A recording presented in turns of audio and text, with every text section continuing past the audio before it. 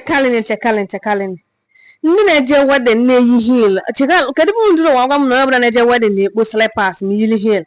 Ndị ka ndị wa klasị wee kpolu heel wee yili wee sị na ndị na-eje wedding n'onye. Mgbe digiri nwa. Ọzọ dịka bụ na ebiere m nri. Nwanne m anata awọ mgbakwụlọ ọkpa nkịtị. Ewu na eni di m na nwa m di m na alụ ha n'ezigbo di m achịkọ kudelu m nwa ka m jee wedding.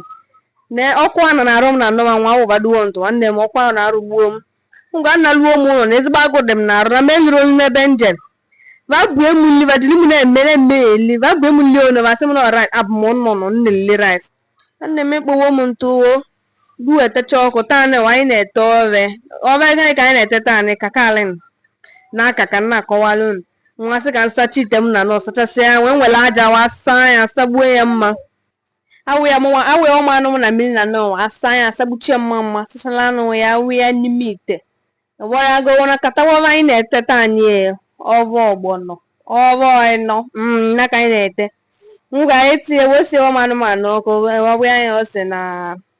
magi pụta na nọwa sị ka m kpuchachadowo galik na jinja mụ na mawaze say charity begins at home nwa m nidi ka o nyere m aka ka ọ na-amụta wuo na mmejuru na-alụ ọrụ niile na mịa nọlịa nwayọ na-amụta ịwọrago nwayọ ka ji alachọbe dị ọkụ ngwa n'ebe nwa o suchewolu m jinja na galik wite obele aka nyelie nwa kọchala ya wee n'ime ite maka na m buzo wee nwere ọsa akwọrọ ahụ wee sie anụmanụ ọkụ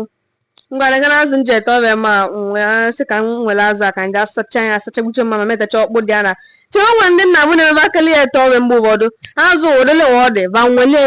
tinye ụdị a n'ime ite ọbịa nwere na-esikọ nne na nsị ma nwere majik nne maka na ụdịrị ba batara iwe ọmịa abụọ kwere m omume anyways nwa asachara azụ m aja awụ ya n'ime pọtụ anụmanụ wee weta ọgbọnọ sị ka nkwọ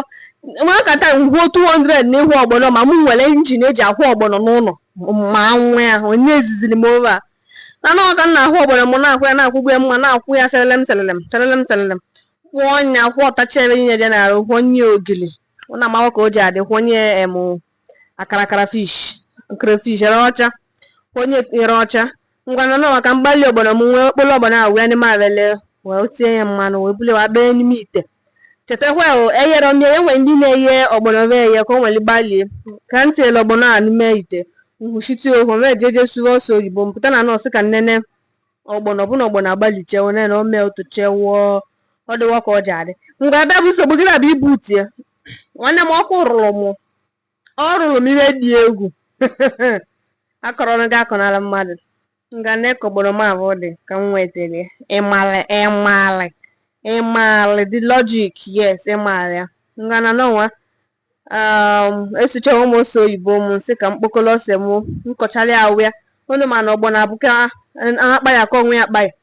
na n'ọnwa bụ ụtazi anyị eji tọọba na ma chọrọ iji ụgwụ wee tọọba na ụtazi ka m techara ose oyibo m abụọ na wee nwetara ọgbọrọ m awa akọnyere wee abịa maka na mburu ụzọ wee ọgbọrọ wee tie ose sometimes ose a na-agbaliro iwe ya go nwa sị ka mburu ụzọ tie duo ose ka iwe niile so gbawa tupu nwa etinye ọgbọrọ m nwa tupu ya chọ ọgbọrọ a sị ka m nwere mmiri ọkụ mmiri ọrịa ma nwa ya chọtacha avele m na ọnwụrọ nke ya na m n'iyi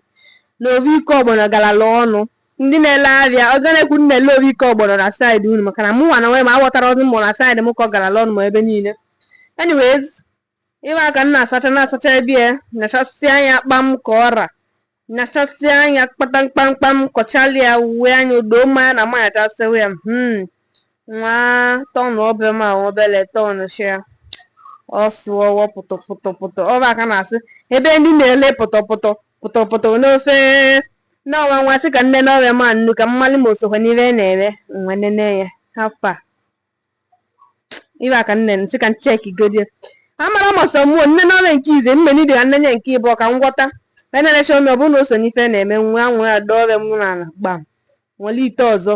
sie n'ọkụ tie ya mmiri ka m mepee garị ka m nwee nli ọrịa ma gekwa ntị na ofe niile nwere nli one eji eli iche ofe nwere ofe eji alịba eli o nwere ofe eji wit eli o nwere ofe eji garị eli nwa ofe eji semo eli nke nwa bụ garị na wit ka eji eli ịghọta agụ ma enwere wit nwasị ka m wedolu garị ovu dị m nso wee mee ama ọmụlụ ọkụ rụrụ m na nri nwa dịbe nna esi And maka mail so that reminds me. Always on mete because my like can invite ya some people. Kaba benenele mo di ove ka imal have fun moto haloto or not. So nebe weta chomo ore mo seli tono gari konya na vele na. Ore mo kan na we na no. Ora na anoche na. Ndị oyibo si na di ogbono is slippery. Nwanne m kede ba na we no know oyibo maka na mara m ka mejo siar nya bibe. Di ogbono is slippery. Ogbono dey draw. Kede ka ya siar ya maka na ogbono ọ na draw. Ọ na-abagi n'anya na edibi no liewo. O liewo. Hai! Okoko biok. Ọ bụ nke nwa tọgbuo m o. Ọ tọlụ m iche. Ọkwa anụ debe nwa nwoke nwa ebele nwayọ na nwoke na anụ dịka bagbalị ndụ anụ na azụ kalịlị. Anyway, nsogbu adịrị ka ọ dị n'igbe ọzọ bye.